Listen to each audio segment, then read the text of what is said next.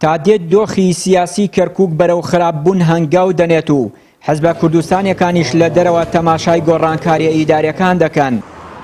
بەرپرسێکی کۆمەڵی ئیسلامی بێدەنگی و بێهەڵوێسی حەزبەکان بە تایبەتی پارتی و یەکێتی لەسەر دۆخی ئەو ناوچانە بە مەترسی دەزانێت بۆ داهاتووی شارەکە.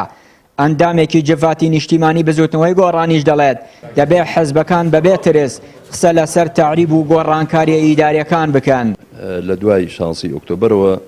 وەزعێکی ناهەموار و نالەبار هاتوو بەسەر شاری کەرکووکدا بمانێ و نەمانەوێ ئەوەی کە ئەرکە بەڕاستی کە کەوتوتە سەر حیزبە کوردستانیەکان بە تایبەتی پارتی و یەکێتی بەرپرسیارن لەو دۆخەی ئەمڕۆی کەرکووک یەکەم خاڵی وەرچەرخان لە شاری کەرکووک کۆنەبوونەوەی ئەنجومەنی پارێزگایە بۆ داهێنانی پارێزگارێک کە ئێستا بەداخەوە ناوماڵی کورد لە شاری کەرکووکا پەرتەوازەیە یەکڕەئی نین و هەڵبژاردنەکانیش پێم وایە ئەو فەراغەی زیاتر کرد کە حیساب و حیزبەکانی تر نەکرا لە شاری کەرکووک و ئێستا دۆخە ئەگەر ئەوها بڕە پێم وایە کورد لەگەڵ ئەوەی کە خاوەن ماڵ بووە لەم شارە بڕیار بەدەست بووە دەبێتە سیرکەرێک و ئەو سیرکەرەش بەڕاستی ترسناکە بۆ کوردنشینان بۆ ئەو خەڵکی کە لە شاری کەرکووکە. لە ڕاستیە ڕاستانێ دوای 16 ئۆکتۆبەر کەم تەرخەمێکی زۆر لە حیزبە کوردەکانەوە هەیە بەرامبەر بە کەرکووک و پێشتر هەر کەم تەرخەبی هەبووە بە جۆرێکی تر ئێستا کەم تەرخەمەکە زیادی کردە لەبەر دوو یەکیانەوەیە کە بەڕاستی هەم لەسەر ئاستی حیزبەکان و هەم لەسەر ئاستی بەرپرسەکانیش ترس چۆتە دڵیانەوە ترس چۆتە دڵ و سکیانەوە ئەم ترسە ئەبێ دەرچێت زۆر قورسە. دوو بێمتمانەکەش زیایی کردووە چکە دوای 16 ئۆکتۆبەر و دەیان دوای ئەو ساختەکاریانەی کە لە هەڵبژاردنیان کراوە ئەم بێمتمانیە زیایی کردووە جگە لەوەش مەسەل پارتی باڵێ کەرکووک داگیر کراوە و دوورکەوتوێتەوە بەشێ لە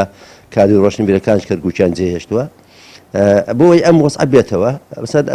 پرسی زۆر گرنگ هەیە لە سەری بەجواب بێ کوردی کەرکووک خۆی بە پشتیوان نەزانێ ئێساکە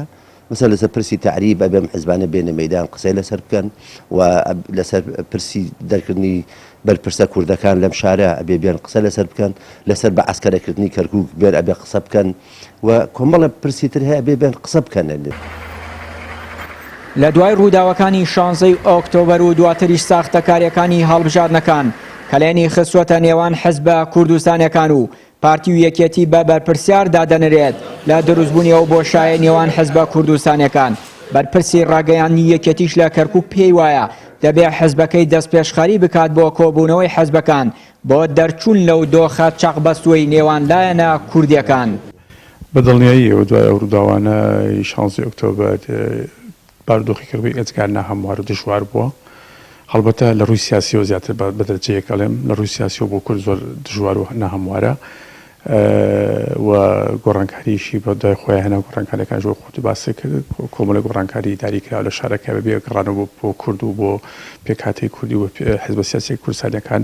و بەردەوامبوونی ئەم دۆخەش لە ئەستۆی هەموو حیزبە سیاسی کوردستانەکە بە تایبەتی یەکێتی بە دەرەجەی یەکەم دوای پارتی و هێزەکانی کە و پێشمای دەبێت پێشێتی مبادرێکی گەورە بکات چونکە هێزی یەکەمی شارەکەی لە ڕووی هەڵبژاردنەوە و بۆ مەبەستەش دەبێت ئەو مبادرەیە پێشکەسە جەملانەکان کات چونکە دۆخی کەرکووک تەنها و تەنها بە یەکێتی هەر بەڕێوە ناچێت بەڵکو بەسەر هێزە سیاسیەکانی کوردستان و بەڕێواچێت و دەبیان هەمیان خاوەنی ئەجەندایەک بن. ماوەی زیاتر لە 10 مانگە بەهۆی ئەنجامدانی ڕفراندۆم و کێشەکانی نێوان هەرێم و ناوەند کورد لە 150 خاکی کەرکووک و ناوچە کێشە لە سەرەکانی لەدەستدا و ئێستاش لە بەر بەرژەوەندی و ململانی حەزبی هێزە دەسەڵاتدارەکانی هەرێم ئامادەنیندان بە هەڵی خۆیان دابنێن و لە بەر بەرژەوەندیە نیشتیمانی و نەتەوەیەکان لەسەر مێزی گفتوگۆ ڕێ لەو مەترسیانە بگرن کە بەرۆکی کەرکووکیان گرتووە. چیانووری کەناڵی ئاسمانی پەیام کەرکووک.